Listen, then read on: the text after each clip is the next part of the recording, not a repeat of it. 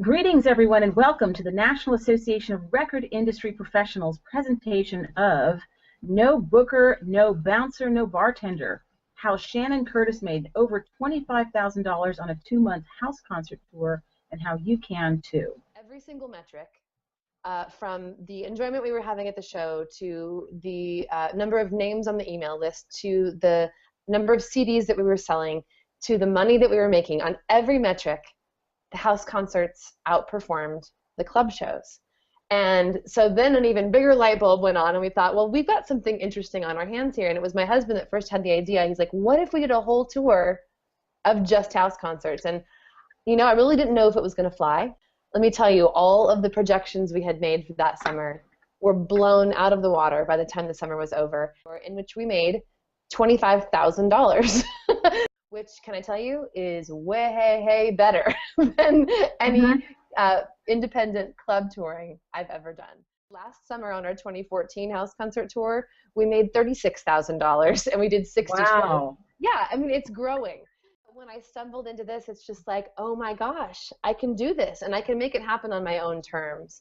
I don't have to wait for, you know, that booking agent in Des Moines, Iowa, who doesn't know me from Adam to, you know, email me back after I've tried contacting them 5 times.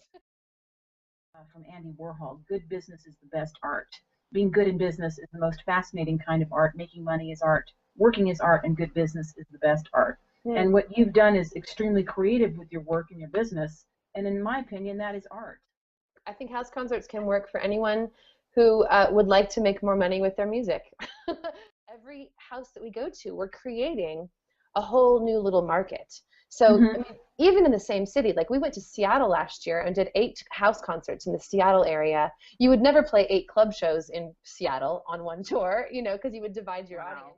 And the third thing that I want to say about who this can work for is anyone who's interested in avoiding the traditional gatekeepers to success in the music industry.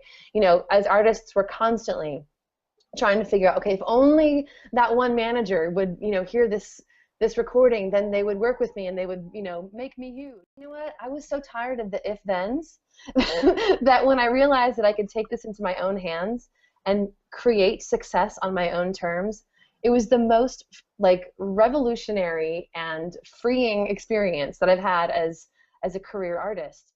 You know, there are a lot of people who are huge music fans who would never step into a stinky club, you know, to go watch music. But if they're invited to their friend's living room to see, you know, some original music, and you know, yeah, absolutely. You know, so we're reaching a whole new swath of people that might not ever buy a $45 ticket or even a $12 ticket, you know, to a local show. I mean, a simple Google search on the word superfans, and you're going to find people writing about how if you have, you know, 1,000 superfans, you can like sustain your independent career with these people, you know. And, you know, I'm here to tell you that it's kind of true. 98% of the hosts that we've worked with, I would say, have never ever hosted a house concert before. It's not like these are people who host house concerts. You know, these are just people who are like, yeah, that sounds fun. I've never done that before. Let's try, you know. We tell them to put in their invitations, this is a donation-based concert. Please come prepared to make a donation to the artist at the conclusion of the show. Notice that we did not specify a donation amount in that verbiage, right? And the reason for that is twofold.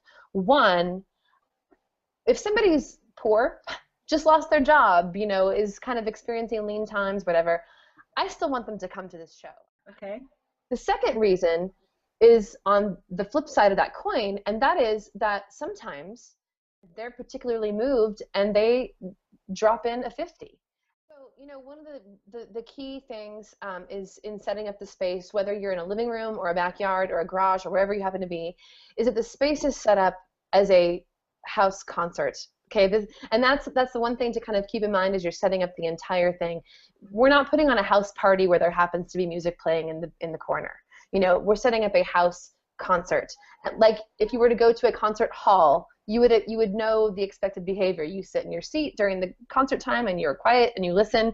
You know, so we're trying to set up the space to sort of emulate that. I think the beautiful thing, one of the beautiful things about this model is that you can start with what you have. I've been blown away over the last year since the book came out nearly a year ago by the number of people who have gone out and tried this model and have reported back and told me the success that they're having. It is just so encouraging to me. I had an artist email me several months ago who said he went on his first house concert tour. He booked a 30, he was gone for 1 month. I don't remember how many shows he did, but in 30 days he made $8,000 on his first time ever out. And I just thought that was so encouraging, and he was encouraged because he knows that he's going to be able to build on it too. And so I'm just, if you're out there and you're listening and you're thinking about this, you know what? Give it a try. I wish you all the best success. I've given you all my tricks and tips. Use them to good measure for your own success. I believe that it's in your hands and you can make it happen.